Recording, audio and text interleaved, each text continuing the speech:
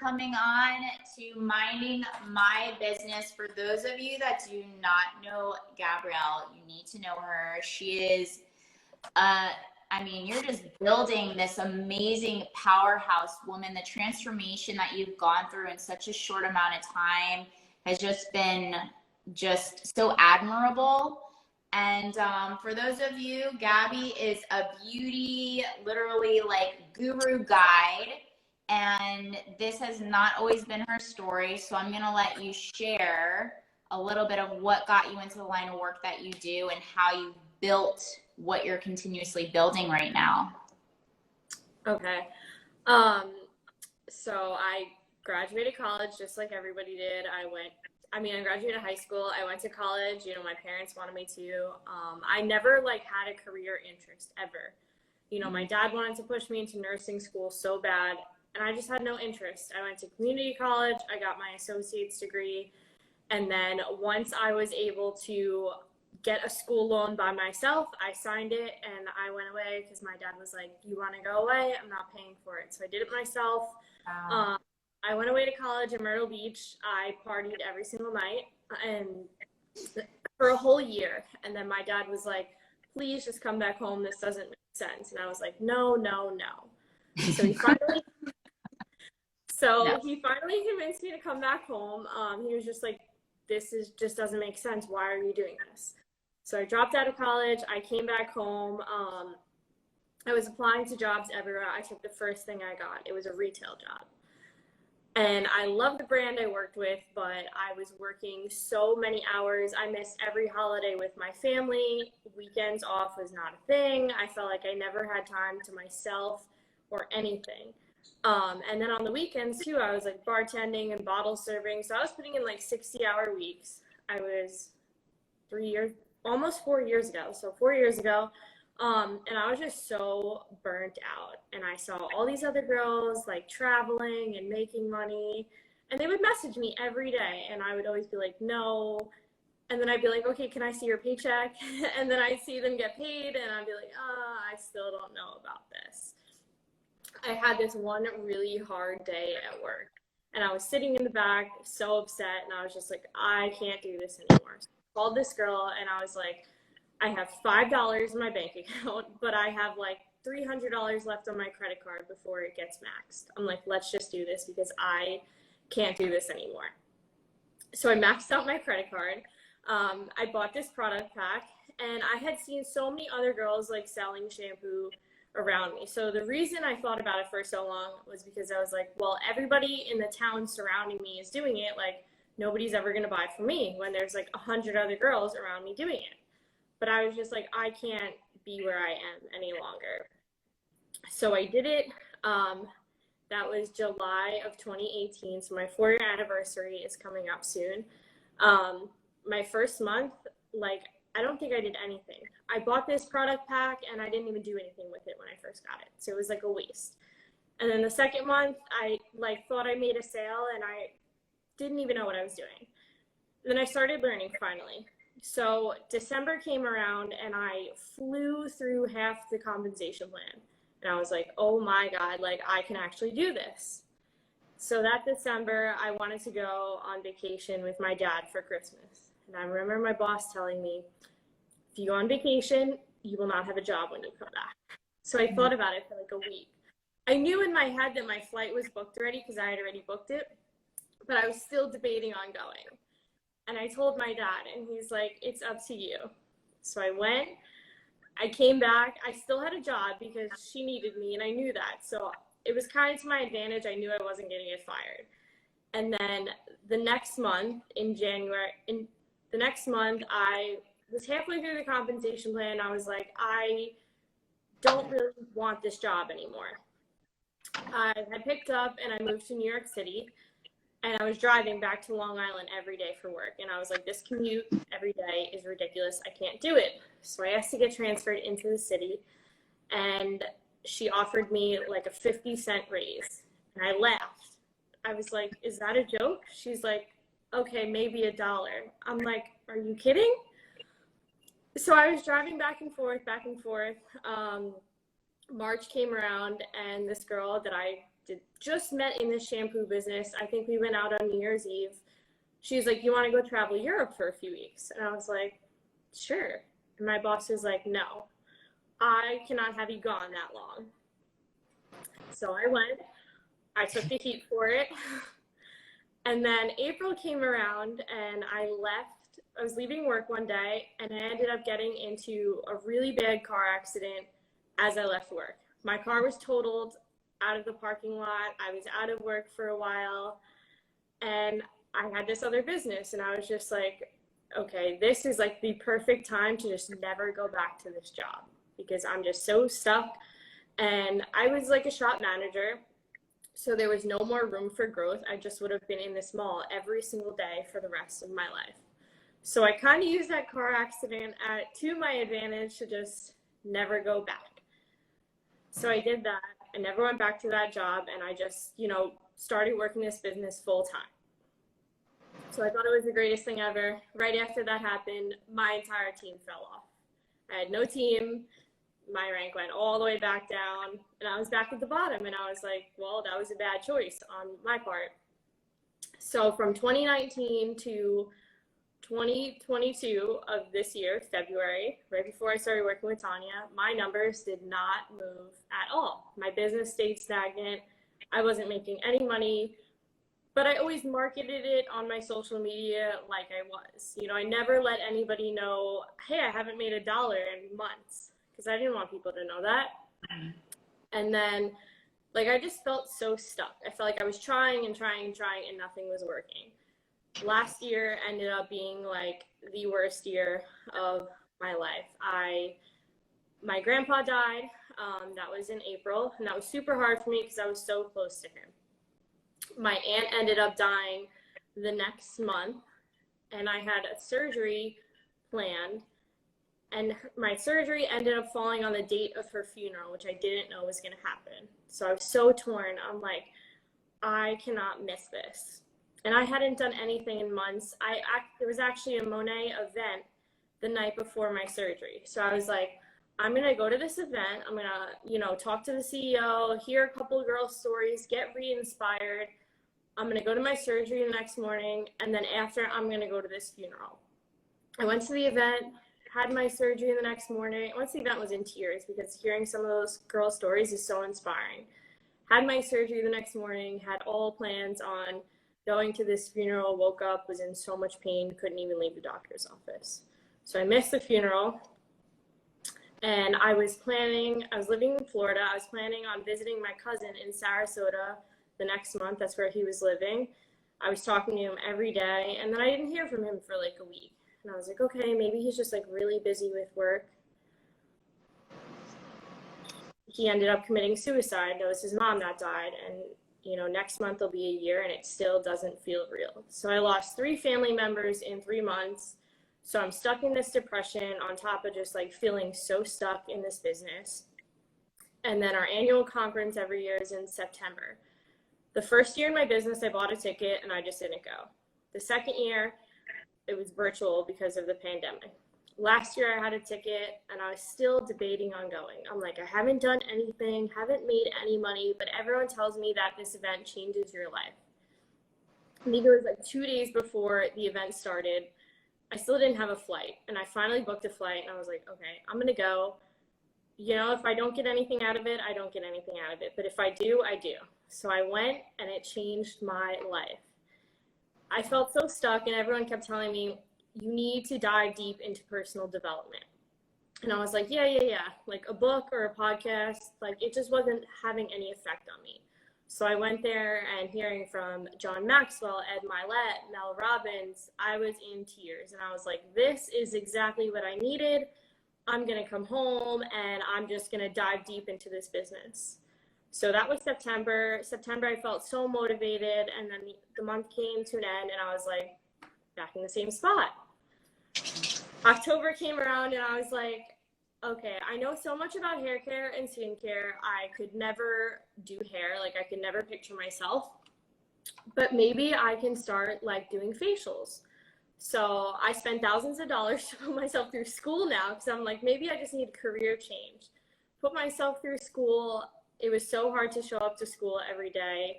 The hours were long. I ended up graduating in January, and when I was in school, I was like, I cannot even believe that like I'm volunteering to touch other people's faces. Like it just grossed me out at the time. So I'm like, I can't believe I just did this.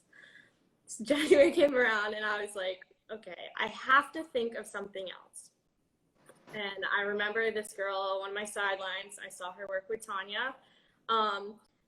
And she kind of had a similar story. Like her team fell off and I watched her like rebuild and like at a skyrocket. It was crazy. So I was like, okay, let me reach out to her. I've never talked to her before.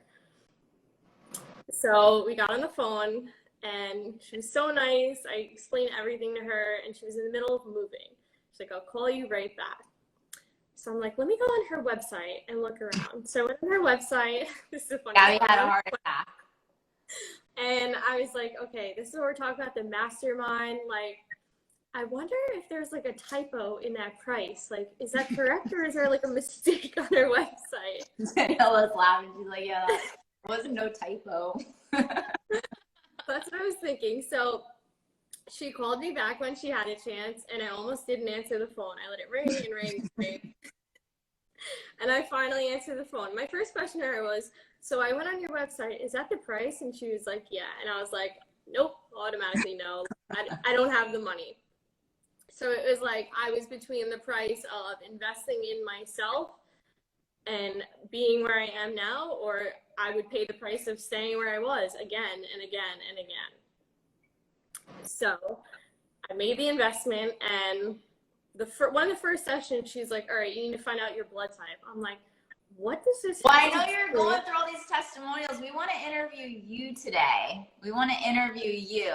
So I love like your props and praise, but we want to like, and your story is so like I'm powerful. And I know that, and listen, you can share whatever you want on here. This is just to inspire like other women with your story and the tools that you want to share, because there's some things we really, I think, are so critical for other women to understand. Like, you know, you heard from them, like Nella and a few other, and we all have stories, but I think we can all agree that like it takes a lot of courage to see that something in life isn't working for you, like you had done like with one career, and then you had to reassess, because there's a lot of people, and you don't give yourself enough credit, none of us do, is like there's a lot of people that never make that change. There's a lot of people that aren't strong enough or courageous enough to say, you know what, like I know I deserve more in life. I know there's more for me in life. And I know Danielle is like dying to ask you some questions. So I was like, well, I know you're going down this testimonial thing, but like, hold on, girl. Like, we want to ask questions. It was a story. I love it. There were so many points, like I was taking notes, you know. Like, first, I want to congratulate you for investing in yourself and taking that leap of faith, because it's, when you talk about it, it's like, oh, okay, self-development, no, it's easy peasy. But no, it's really not, you know, because you're digging deep into, you know, your shadows, the traits that you have. It's a lot of, you know, dedication and, you know, spirituality that goes into it. You know, you're blossoming this beautiful flower. So I just wanted to go ahead and congratulate you. But I did have a few questions. Tanya and I kind of go back and forth, you know, peeling away at the beautiful lake that you have. One of the questions that I actually had for you was in regard to those 3 months of, I don't even know how to describe it, because I can't even put myself in your shoes. So when you were going through the deaths of your family, how were you actually dealing with those emotions, or did you not start to heal until you started that self-development? So it was so hard, like seeing my grandpa. It was like he was fully functioning and like his body was just shut down. So I was like, I didn't think it was going to happen, and it happened right in front of my eyes. I was there in person, and I was like, whoa. So that was a lot to deal with. My aunt was super sick, so it wasn't as hard, but like my cousin, like I said, I've never lost someone to suicide, and he was like a brother to me more than a cousin. And you know, like I said, next month will be a year, and I feel like I still haven't fully processed it. I've definitely dealt with it now and been through it, but it's been tough. It was tough. I kept everything inside, and I didn't know how to deal with any of it at first. You know, Tanya taught me a lot.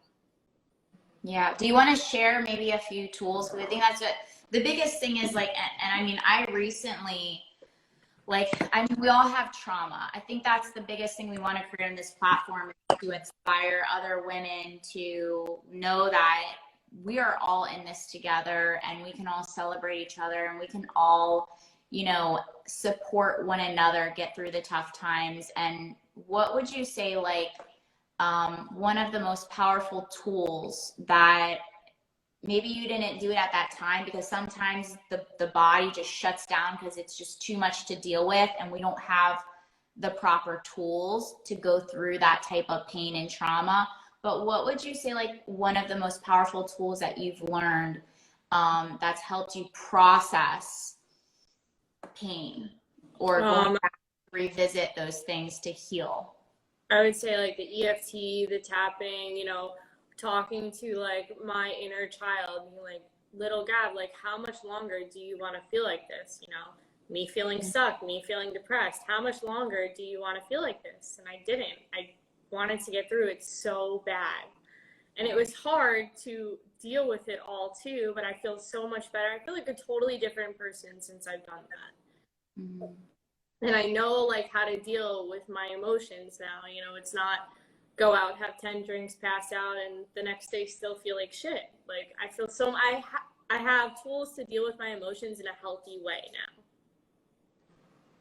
now. So powerful. You also, though, were in a toxic relationship. You didn't mention any of that. Yeah. Like, yes, that one. I don't know if that's something I want to go into. We don't have to, but it was just like, you know, like you had so many things against you, and you still decided to make that choice. Like, you know what, I deserve better, and I'm going to work on myself. And, you know, like, you're just such an admiration.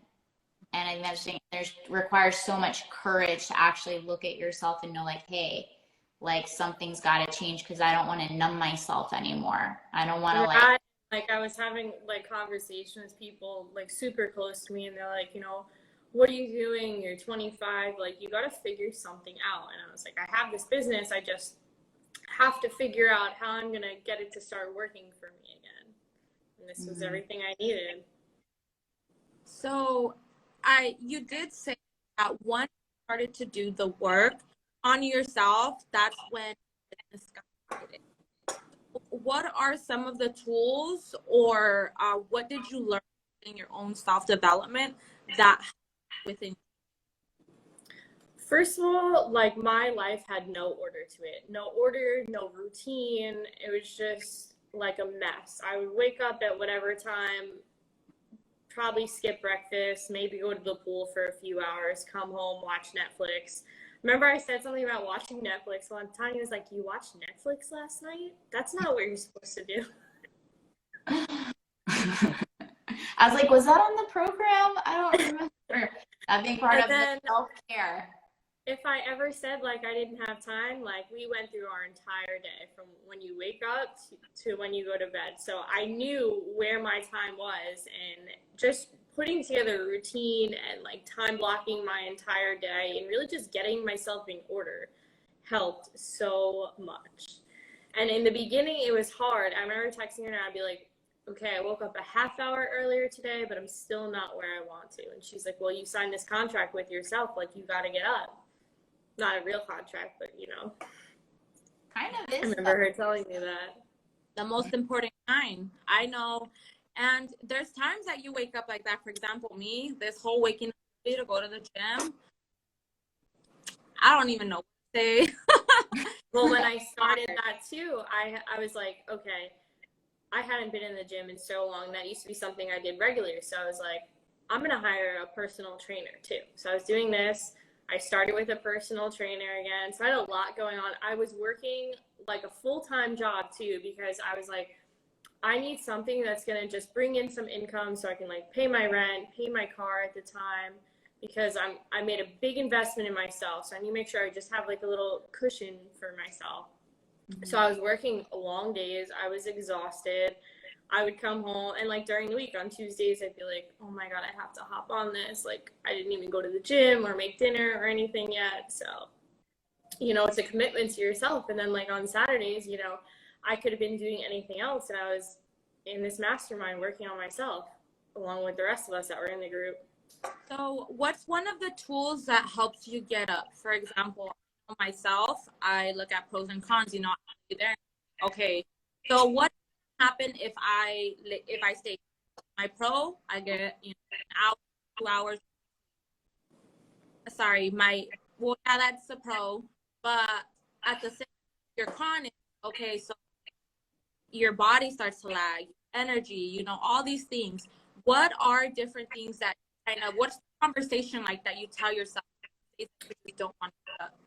I am just in such like a routine now, and if I don't follow one part of it, like my day just feels off.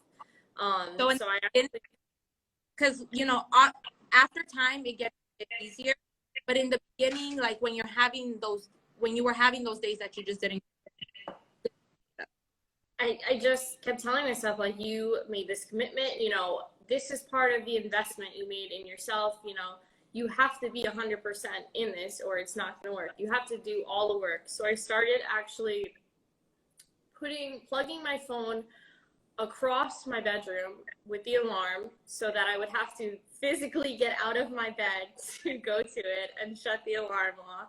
And I just would write like little, I would keep a little note on my phone, like of my why, like a small little part of my why, so that when I woke up, I got up, shut the alarm off, looked at my why, and that's just been helping me. Well, in the beginning, now I can stick to my routine, but in the beginning it was so hard. Mm-hmm. I love this whole conversation too, because like, I talked about this, I think, in someone's podcast, but like the ostrich phase. And you guys literally just went through so much growth work. So I love catching it like fresh, because sometimes people have been doing the growth work for so long, they forget the like little steps, like Daniela was asking, like, well, what happened in the very beginning when you had that confliction of dialogue in your head and you're like, just sleep a little longer. Like Daniela's just like, oh, but it's my babies. I'm spending time with my babies. Like, it's like, but the snuggles. And then it was like, get your ass up. Go take care of yourself. You're going to be a better human being. Well, that was me. Like, not kids, but I had 2 dogs. So I would have 2 dogs in my bed. I didn't want to get up. I wanted to lay in bed with them a couple more hours. Comfortable. But that wouldn't benefit me at all, so. Yeah. So with that being said, like when we go through this growth spurt, I mean, you know, because you just went through it, I'm going through a new phase, Danielle's going through a new phase. Like it doesn't end, you guys. Like growth does not end. The moment you stop growing is the day that you're not living anymore. And so I think people get confused, like, oh yeah, I did the work and now I'm like done. Like, no. But when you're going through the growth work, there's a phase of transition that almost becomes like an ostrich phase, where it almost feels like everything in your life is like falling away and like literally like isn't working anymore. Like your friendships, your relationships, your business ventures. Because I mean, even in your job, you were like, I remember talking to you, you're like, I'm miserable, but I'm doing it because I have the cushion, because you knew you had to do it for that moment in time to help you get to what you really wanted. And sometimes we have to do that. Can we talk a little bit about the space of transitioning friendships when you're growing? Because I know that was like super fresh with you. That was like super hard. I live in Fort Lauderdale. I live in like one of the most social buildings, and you know, we actually have a bunch of group chats and people like hang out a lot, and a lot of people in my building go out like day and night, every day, every night, and I would always get invited. But it's always like I knew they drink every night, and I knew that if I was to go out with them, like I would just end up drinking. Like I didn't have self-control at the time. I didn't know how to go out and like not drink, so I would always not go out, and then I felt like they got upset with me. Nobody wanted to be my friend anymore, and I was just like, you know, I have to do this for myself. You don't understand right now, but maybe you will eventually. But now I'm at the point where like I can go out and not drink the way they do and still like have fun and enjoy myself, and you know, it feels so different now. Like I don't feel the need to go out and be peer pressured to drink. Like I know how to just go out and hang out and socialize and come home and not have a hangover in the morning, wake up at normal time, not sleep all day, you know? I love, yeah, like I was actually talking to Tanya not too long ago, you know, I myself through that journey now. What are some tips that you would tell yourself in the beginning to get yourself, you know, to that? Because like me, I'm a social drinker, you know, when I go out, my friends, you know, hey, want a drink? I got you this drink, you know? And I feel like the problem with our society is that we have such a bad relationship with alcohol. Like it's so normal. When I first got through and finished all this work, my friend was in Miami. She's like, let's go out. I hadn't seen her in so long, and I was debating. I'm like, oh. So we went to this place called Sugar, and we got to the bar, and she ordered us both a drink. And I turned to the bartender, and I'm like, but make mine without alcohol. So both my friend and the bartender looked at me, and they're like, what?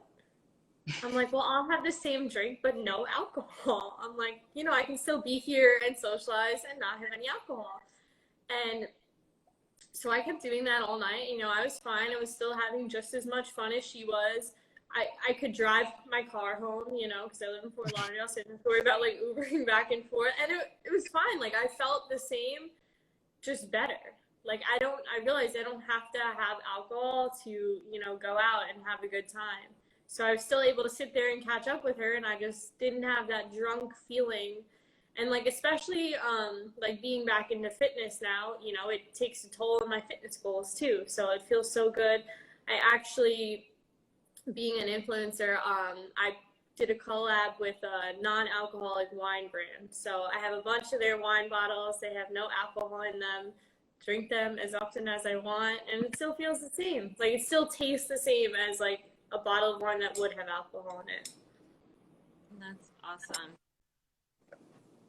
Yeah, I think you hit something.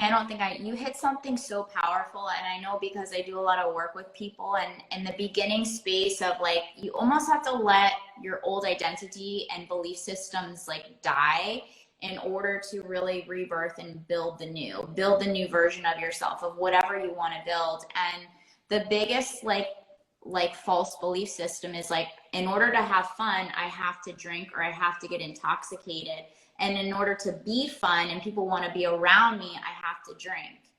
And we don't really get to have, until we have that experience, like you have that experience, you're like, actually, that was a lie. And I kind of like this a little bit better. And it's not saying that you can never drink again. It's just saying like, everything that we do has a consequence. Am I okay with the outcome? Am I okay with the consequence? And so that's really inspiring that you're still like, you're not shutting down the things you like to do. You're still doing it, but you're working with still your goals and what you want to achieve in your life and how you want to feel every single day. Yeah, I would say like I made this like small sacrifice for like the long term. Like those 3 months, I was like, I'm gonna just not go out with any of my friends. I'm gonna stay in. I'm gonna find other activities until I know that I can go out and be a different person. So I made this small 3-month sacrifice, and it was so worth it. Now I can go out and like I don't feel the need to drink. Awesome, because like you honestly said it all right there in your last sentence. Like it's a small sacrifice, because it's like with when you're growing mentally, you have to make small sacrifices. You can't put yourself in situations that you know are going to take you back to the person that you're trying to leave. Exactly. So for example, like, you know, not going out, you knew if I go out, I'm gonna get tempted, you know. And it's, you know, we gotta admit we're strong as we are, you know, in the long. And like you said, Tanya, there's small sacrifices. It doesn't mean, oh no, I'm never gonna drink in my life. It just means that you're changing the relationship that you have with alcohol for the long term. Mm-hmm. Yeah, and you have to sometimes like literally like just like I call it the ostrich phase, because it's you literally feel like you're just isolating yourself because you know you need to work on things, you need to get focused and also like eliminate distractions. But I think it's also important, like when you're going through things, like even I'm going through a different growth and I have support, I have coaches that are going to keep me focused because I'm not strong enough yet to make those right decisions for this new level of growth that I'm stepping into, because it's new for me. And when something's new, we need support, we need structure, we need accountability. And we have to admit too, like you both said, Daniela and Gabrielle, that I'm not strong enough yet to be able to put myself in these environments or around these type of people. And sometimes you will revisit each other and sometimes you won't, and that's okay. And I finally started like going out again, and you know, I got messages from people that I didn't even know people picked up on them. They're like, oh, it's so nice to see you like going out and doing things again, because I kept myself like super isolated. I was like, I know if I go out, like I'm just going to give in. So, you know, and I was like, yeah, and I'm finding like other ways to enjoy myself as I go, like not feeling the need to, you know, drink every single night the way I used to. So it's been nice. I kind of like myself. Yeah. Hey, it's Tanya. I'm calling a quick timeout intermission huddle, so bring it in. I'm personally inviting you to our inner circle. It's our monthly VIP meetup with other achievers just like us. Each week, I'm teaching everything you're going to need in order to be successful, to step into the most elite version of yourself. I'm going to break this down play by play, the tools, the systems, the strategies, everything you're going to need in order to operate at higher levels mentally, physically, emotionally, and energetically. Look, we're in a season where the idea of full potential just isn't cutting it anymore. It's time to really be it now. So click the link in the show notes and I'll see you in the inner circle. Peace. Did you go through a certain situation that really made you change that relationship, going out and alcohol, that made you step back and be like, oh, wait, maybe to chill out for this for a moment? Well, like I said before, I live in like one of the biggest party buildings in Fort Lauderdale. So I would just give in to peer pressure, and they would go out every night. You know, I would go. It didn't even matter what day of the week it was, Monday, Tuesday, Wednesday, Saturday. And I would just always go, and I would just be like, I'm spending money on alcohol. I'm not bettering myself in any way.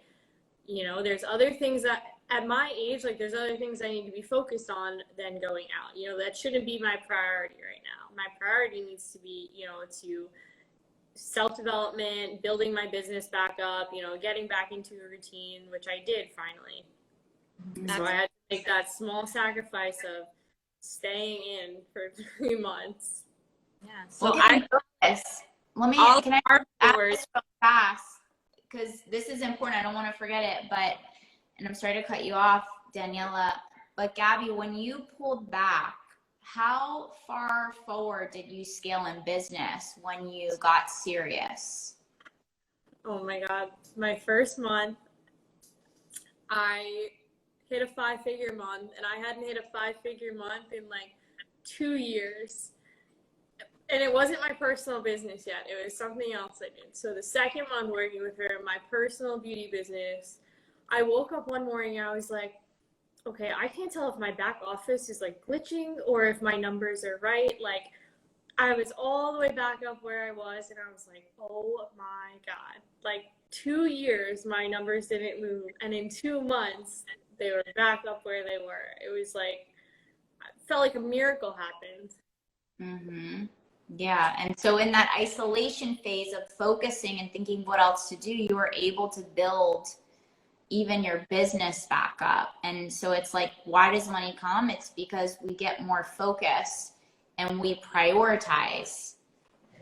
But I don't know, I wanted to ask because I know that's what happened, but sorry, Danielle, I was like, that was like a big thing. And I want people to understand that so many blessings come about when we prioritize ourselves. Yeah, and it's good that you cut me off. It's like, I feel like that's even going to put more sauce to my tacos that I'm going to say. I was going to challenge all of our viewers to really sit down and look at their lives. Like, I feel like we all know are certain ticks that we have that could make it better. Like, for example, how we're saying alcohol. Like, sit back and think, okay, when I'm drunk, am I the person I want to be? Like, if there's a camera following you around, when I'm drunk, is that how I want to be portrayed in life? Those little things, you know, when I do certain things in life, everybody takes down, take what's holding you back from achieving your miracle, like Gabby said. Mm-hmm. Amen to that. Yeah, I love this little challenge we got going on. We should do like a 30-day challenge.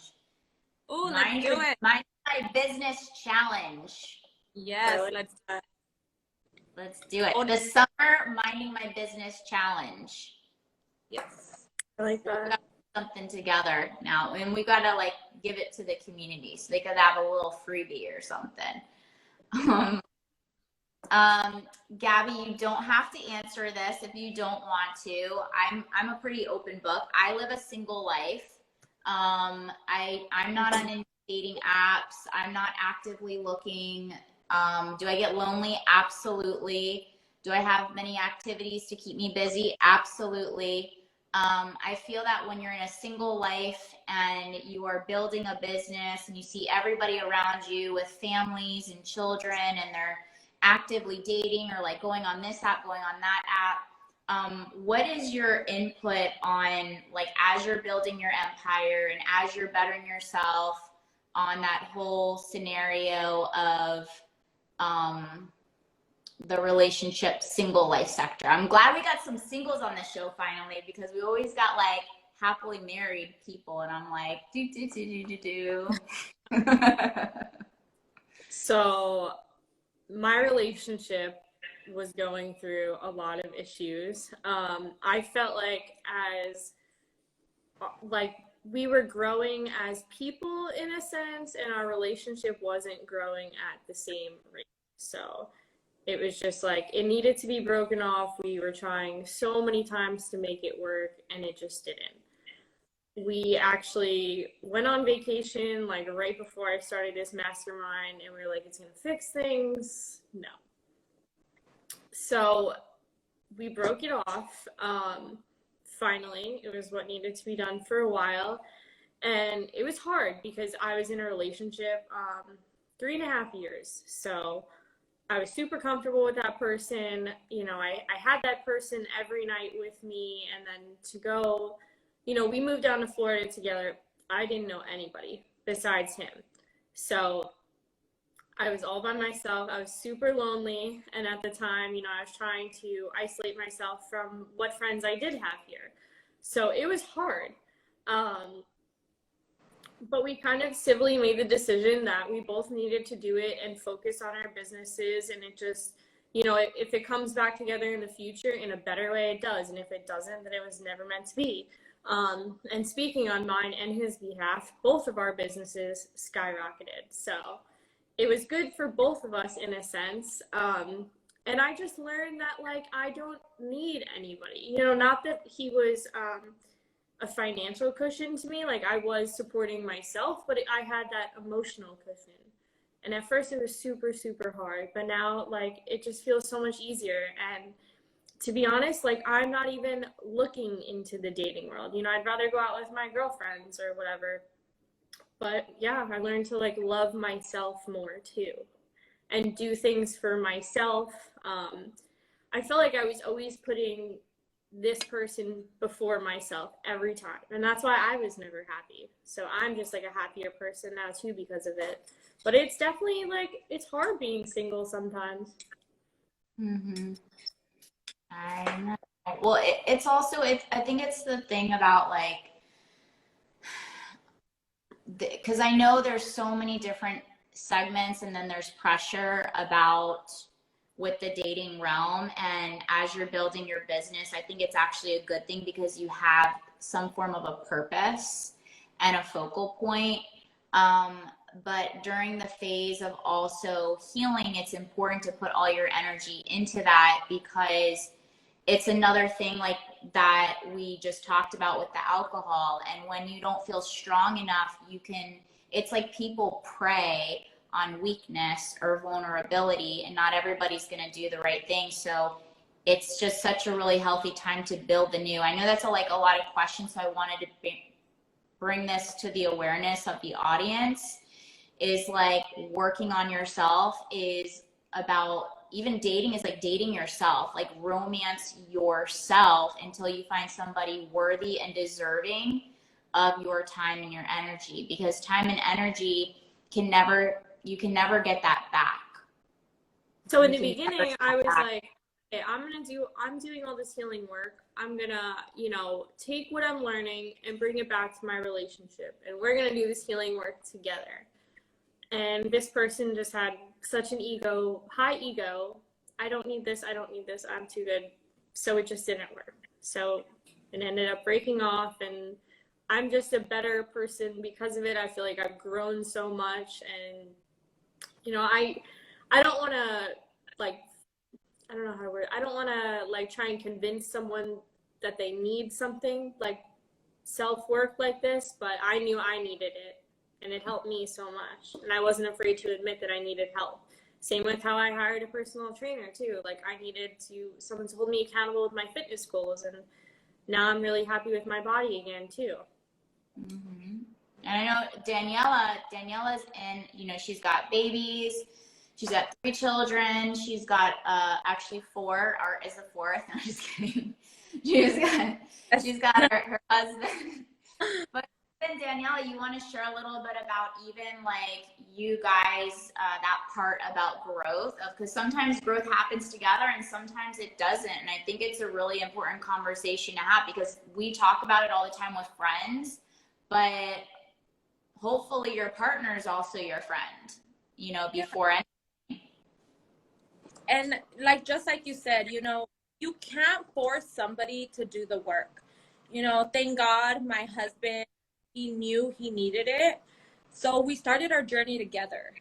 And I feel like it made our relationship so much better because we were able to do the work together and call each other out and hold each other accountable. Because if you have somebody that's there telling you, oh no, you don't need to do that, oh no, eventually words have power, and eventually you're gonna believe, oh no, I don't need that. So sometimes it is necessary, whether it be a boyfriend, whether it be even a husband, friend, it might be, to push away. Because most importantly, before being a wife, before being a girlfriend, you're yourself. You need to put yourself first before anybody. And at that moment in time, Art put first and I put myself first, but it made us even better. So for all you people that are in a relationship, don't hold yourself back for anybody else, because you never know. Nobody knows the future. Look at Gabby, you blossomed into a strong, amazing businesswoman. And who knows, if you would have stayed in that situation and held you back from your growth, who knows if you would have been in this position now. So don't hold back. That's my biggest thing. Don't hold back for anybody. Put yourself And don't wait. Don't wait on anything, because it's like you don't know if the opportunity is going to present itself again. You don't know if that's going to be there for you again. There's never going to be a right time to take care of you and to romance yourself. And Daniela, you've been through everybody's been through their journey, but I remember Daniela, you were in a phase where you just started even dating yourself again, and even having Art and your kids. You're like, well, wait, I need to have Daniela time. I need to find Daniela time. you know, and get to really love my time to myself without feeling guilty or ashamed or any of that stuff. And it actually helped your relationships, right? It did. It really did. Now my kids see me putting myself first, so it encourages them. And that's one thing that I really do express with them, you know. And we do teach them the self work, because what happens is we get lost with the titles that we have. What I mean by titles, a mom, you know, that's a title. As a mom, as a wife, as a business owner, we get so caught up in the lives that we forget our passions, our loves. For example, mine's is riding horses. I love horses. I never gave myself the time, but I would let my husband have his time. I would make the time for my kids. If I could make time for everybody else, how could we not make time for ourselves? You know, it goes back to making ourselves happy. You know, how are we going to have a fulfilled full life if we're putting ourselves last? Yeah. So look back at yourself. Look, you know, look back and think, all right, for all you women that are married and have kids, am I putting myself first? Because what's going to happen is once you start putting yourself first, you're going to be a better mom. You're going to be a better wife. What happens is you start to think, oh, how am I going to put myself first? And my kids come first. My husband comes first. How are you going to give your family the whole you or the rest of you? Because when you're putting everybody else first, you're giving them the rest of you, because it's what's left of after doing, you know, all these things, all, you know, you're giving them the rotten, molded version of yourself. Yeah. They're not even getting crumbs, they're getting mold. Yeah. Be a moldy mom? No. No, but honestly, like you start to get bitter, you know, and obviously we love our kids. My kids, I will do anything for my children, but I have to give them the best of me. And it's the same, you know, for people that are single. How are you going to attract the right spouse if you're not taking care of yourself? Yeah. You know, or even for your business, how are you going to grow your business if you don't have the best version of yourself? And we kind of like civilly had that conversation. He was like, you know, you need to learn to be by yourself and love yourself. And it's so true. Like, I would wake up and I would make him breakfast. I would, you know, meal prep for him for the day. And I would, you know, go through his calendar and make sure like all his appointments are in order, all his interviews, and, you know, see if he got any more applicants. I would help a lot with his business, but it's like I was doing nothing for myself at all. So I was burnt out, on top of, you know, I have a dog, but he was a puppy at the time. So I was raising this puppy, and, you know, I wasn't putting any time and effort into myself. I was working this job too, 9 to 5. Like, it was a mess. And I was like, I cannot physically do this anymore. Yeah. And now it's like, you know, I make so much time for myself, whether it's going to the gym, going to yoga. Sometimes I'll go out to eat by myself. I buy myself flowers now. I love having them in my apartment. It's just something so warming to me. It's like I do things to make myself feel good now. I'm not constantly worried about somebody else. That's actually a common thing that I've noticed is once these amazing women that we had as guests that are single start to really love themselves, they start buying themselves flowers. They start to think, oh, wait, I don't got flowers. I'm going to buy myself some flowers. And that's amazing. You don't have to wait for somebody to make you happy. Make yourself happy. Yeah, you have to. You can't wait. I think it's like always the biggest thing that we learn in yoga is like the time is now. The time is now, and now is always the right time. Gabby, what would you say? And if you guys have any questions, I can't believe how quickly I always see this. Like this whole like talk went so fast. I feel like we could have a whole nother hour. But if you guys also watching have any questions, go ahead and type them in there because we do read your questions. You got a lot of love in here, Gabby. There was a few people like, we love you, Gabby. So that was like lots of love for Gabby. Give her some hearts, you guys. But what would you say, now knowing what you know, when you're feeling down or you're feeling weak or you're feeling any old versions of your thoughts, doubts, insecurities creep in, what tools do you use to help transition them and move you through those emotions as fast as possible? I know you mentioned EFT, but are there any other ones? You mentioned exercise. EFT, tapping, exercise. I will go back and rewatch some of our sessions. I used to take notes all the time, so I have a notebook full of everything I wrote down. I would go back and go through it all. I will start going to yoga. The gym, I'll put headphones in. I'll just go on like a really long walk. I have a bike. I'll ride my bike. Just healthy things that I know will make me feel better after. Not going out and like killing a whole bottle of wine and coming home and still feeling not good. Yeah. If you could like tell like one tip for somebody or guide the audience through, people watching the replay, what would that one thing be? I would sit myself down. I would feel what I'm feeling. And I would just talk to myself, you know, like how much longer do you want to feel like this? What is the actual root of the problem? You know, is it a problem or is it just something I'm overthinking? And I'm so big into fitness that I'll either go to the gym or I'll go on a long walk for a long walk. And I'll come home and I'll sit down and be like, do I still feel like this or is it gone? It was just something I was thinking of. And most of the time it goes away, and you know? Yeah. What if it's the middle of the day and it's like a tsunami storm and you can't leave to go to the gym? Honestly, if it You can't work out. Can't work out. I mean, you could at home. I don't know why. I would probably go into a deep meditation. I would take a work break, go into a nice meditation, listen to a podcast, eat like a good whole meal. I feel like I've been eating so much more whole foods and my body has been feeling so much better from it. I would just take a break and give myself some me time, but probably into a meditation. I've been meditating like a lot lately. What have been some of the benefits you've noticed, like the shifts? We asked this to a few of our guests. Like the biggest thing I think people want to understand is like, how am I going to benefit from it? Like everybody talks about this like ooh stuff, but like, how am I going to benefit, and what benefits have you noticed with adding and incorporating the meditation into your daily practice?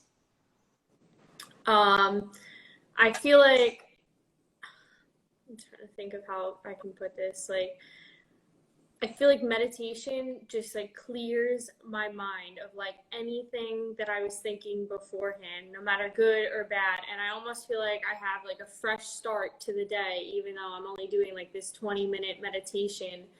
And I feel like if there was a situation that I was dealing with before, like I can come out of this meditation and deal with it in a healthy way. When I was in this relationship, you know, if we were having an argument, I would, you know, I'm going to go put myself in a meditation. I'm going to come out of it. I'm going to feel calm, and then we can reevaluate whatever problem we were dealing with before, if it's actually a problem or not. So I feel like it's just really helped me like calm down. It really helped my anxiety, and I feel so clear after. That's awesome. Yeah, I know. I do a little bit different meditation. Could you let our viewers know how you zone your meditation? What do you start with? Do you go into a quiet room? Could you walk our viewers the steps you take when meditating? So if it's like daytime and there's light, I'll always shut my blinds. I will remove all distractions. I have 2 dogs, so they'll be in a different room. I want to just be by myself. I always make sure I have water with me. I don't leave my phone in the room because I usually play it on like my iPad or my laptop, because if I hear my phone go off, it's just such a distraction for me. And even like if I have it in the room with me on Do Not Disturb, like I know I'll open my eyes and look at it. So, you know, that just totally defeats the purpose. So I put my phone in a different room. And then I have a couple different ones I've been using just off YouTube. I put comfy clothes on. I like to sit in my bed and I listen to it, and then I come out and I just feel so much better. That's awesome.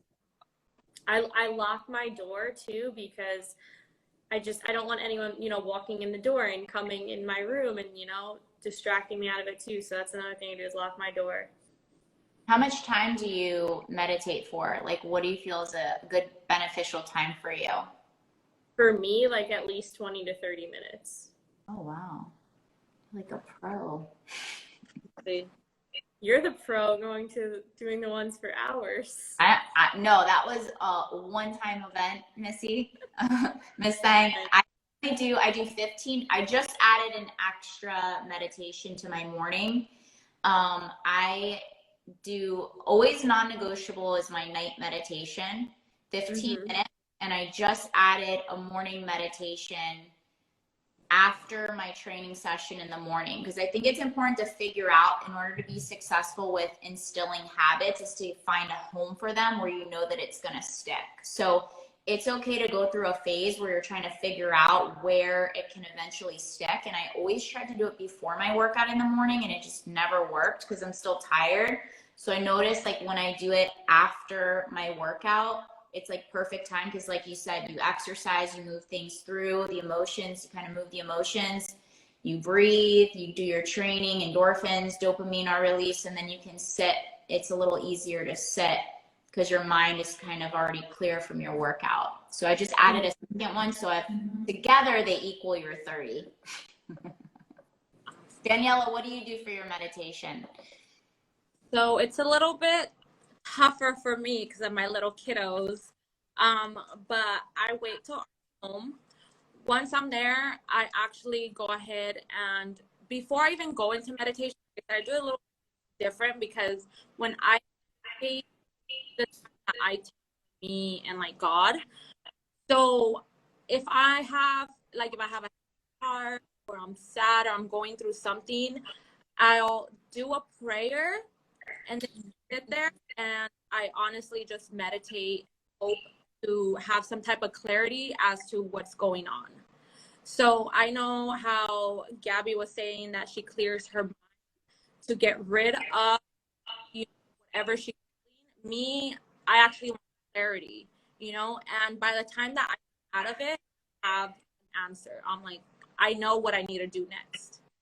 So and that's really what I learned. I started to study meditation from so many freaking people and gurus, and gone and spent money in these courses. And what I learned is, like, prayer is when we speak to God, and meditation is when God speaks to us. Exactly. And it's like when we're able to sit still for a moment, and sometimes you got to do a bunch of different things, like Gabby was talking about. You got to go, like, work out, move your body a little bit. Like, there are no wrong answers to doing something. It's literally just playing around and seeing what works for you. That's why there are so many forms of meditation. There's so many forms of exercise. There's so many forms of therapies and techniques. Like, you got to figure out what's going to stick with you, and just keep trying and keep practicing it until you get the results that you want. And even if you are isolating for 3 months or 6 months or a year, like, this is your life, and whatever you want. And congratulations on all of your growth. I know you are just getting started. I'm so excited for you. You have me, you got Daniela. Like, we are just rooting for you. We're rooting for each other, because we're all on this together. So it never ends. Nobody's perfect. We just got to keep, striving for better and more, and supporting each other along the way. But gosh, it's already been like an hour. Thank you so much for being on Minding My Business. You just dropped so many diamonds on the audience. And for those of you watching the replay, we do look at every single comment. So make sure you let us know one thing that you got out of today's episode. And Gabby, if you can leave the viewers with one, like, golden piece of information that will help them, I guess, that will give them maybe hope or inspiration within their day that they can take with them today, what would that one thing be? Invest in yourself. Seriously. Like, I went from nothing for 2 years straight to right back where I was after 2 months. would you say maybe better? Because now you have information in your mind. Yeah. Oh my God. I feel like a whole new person, and all I had to do was do the inner work. And that's You what make I it was sound so easy. Well, I was putting it off for so long. I was just making every excuse possible. I would talk to people and they would tell me that, and I'd be like, you know, I don't know what to do. I don't know where to start. And all I kept hearing was personal development, personal development, personal development. And I was just like, I was tired of hearing people say the same thing, and I still didn't know like what to do.